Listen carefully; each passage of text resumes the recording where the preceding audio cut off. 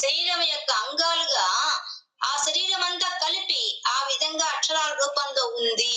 ఏముంది? నామం. నీ నామం. నీ నామం ఏంది? లలిత త్రిపుర సుందరి. ఈ విధంగా 3 భాగాలుగా అమ్మవారి యొక్క రూపం ఉంది.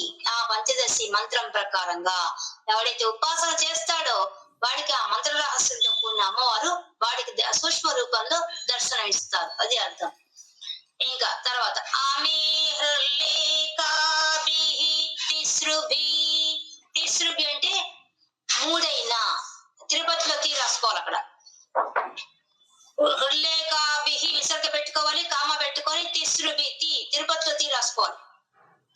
తిసృభి అంటే 3 అమ్మ 3 హ్రీం అనే పదం, హ్రీం అనే అక్షరం 3 ఉన్నాయంట. అంటే ఇద్దరు ఇచ్చారు చూడండి. కాయేలా ఈలా హ్రీం, హాసకహల హ్రీం, సకల హ్రీం. ఆ 3 హ్రీం అనే అక్షరాలు 3 ఉన్నాయి. వాగ్భవకూటంలో ఒక హ్రీం ఉంది, మధ్య కూటంలో ఒక హ్రీం ఉంది, శక్తి కూటంలో ఒక హ్రీం ఉంది. 3 ఉన్నాయి చివర ఉన్నాయి కాబట్టి అవసానేషు ఘటిత. ఆ మంత్రాన్ని చూడండి. కాయే ఈలా హ్రీం ఆ చివర ఉంది. ఆ భాగానికి ముఖానికి చివర కాయేలా హ్రీం అని చెప్పినట్టు హ్రీం చివర ఉంది. అందుకని అవసాన అంటే చివర ఉంది.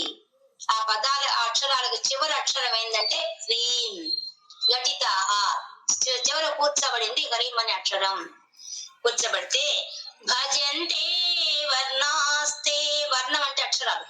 అమ్మ తే నీ యొక్క అక్షరాలన్నీ కూడా భజంతే, ఎవడైతే ఉపాసన చేస్తున్నాడో, ఎవరైతే జపం చేస్తున్నాడో, తవ నీ యొక్క జనని ఓ అమ్మ నామావయవతాం, నీ యొక్క నామానికి రూపంగా ఉన్నటువంటి ఈ యొక్క పంచదశి మంత్రాన్ని ఉపాసన భజంతే చేయాలి, ఆశ్రయించాలి. ఆశ్రయించిన వాడికి ఏమొస్తుంది? భోగం వస్తుంది, మోక్షం వస్తుంది అని చెప్పేస్తున్నాడు. అంటే పంచదశి మంత్రాన్ని మనకు గురువులు ఉపదేశం చేయాలా, మనకు పరీక్షలు పెట్టాలా, దాన్ని చెయ్యాలంటే నిష్ఠ అంతా ఉండాలా. ఈ శ్లోకాలకు అదేం అవసరం లేదు. హాయిగా ఉదయం స్నానం చేసి కూర్చొని శ్లోకం చదివావా, పంచదశి మంత్రం చేస్తే ఎంత ఫలితం వస్తుందో అంత ఫలితం అది ఇచ్చేస్తుంది. అది అసలు విషయం. ఇప్పుడు మళ్ళీ ఇవైతే రిపీట్ చేయమని ఎవరు అడగబాక, నేను రిపీట్ చేయను. మీరు అడిగినా కూడా చేయను. చదువుతా చూడండి. శివ శక్తి, కొంతమంది శివ పక్కన విసర్గం ఉంటుంది, శక్తి పక్కన విసర్గం ఉంటుంది, కామ ఉంటుంది. అన్నిటికీ ఉంటే అక్కని చదవండి. శివ పక్కన విసర్గం ఉంటే మాకు సావత్తుంది మాకు, అందువల్ల మాకు అవసరం లేదు. ఉన్నవాళ్ళు శివ అని చదవండి. లేని వాళ్ళు శివ శక్తి, సాకు సావత్తుంది మాకు. శక్తి శివ శక్తి కామ, శివశక్తి కామ కామ. క్షితిరథ రవి శీత కిరణ, క్షితిరథ రవి శీత కిరణ. స్మరో హంస చక్ర, కొంతమందికి హంస పక్కన విసర్గం ఉండవచ్చు, మాకు లేదు, మాకు సావత్యం ఉంది. హంస అనాలి. స్మరో హంస చక్ర తదనుచ సాగిరిపై తా వస్తుంది.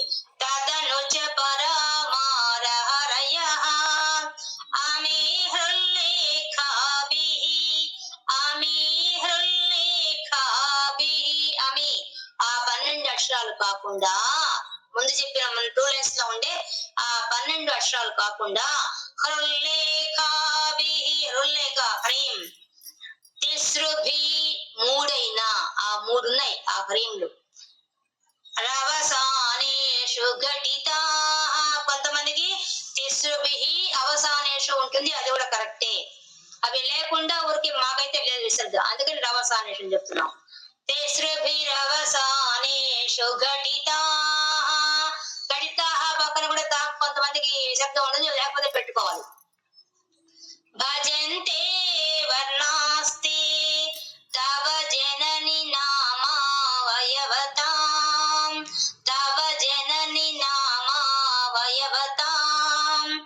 శివశక్తి కామ క్షితిరథ రవి శీత కిరణ.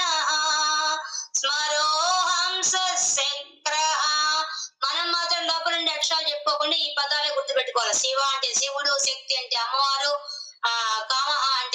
శక్తి, క్షితి అంటే భూమి, అద కింద, రవి అంటే సూర్యుడు, శీతకిరణ అంటే చంద్రుడు, స్మరుడు అంటే మన్మధుడు, హంస అంటే సూర్యుడు, చక్ర అంటే ఇంద్రుడు, గతనుచ్చ పరాశక్తి, మార మన్మధుడు, హరయ హరి.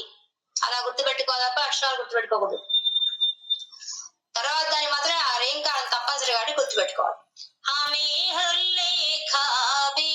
అమి ఆ 12 కాకుండా హృల్లేఖ అంటే హరిం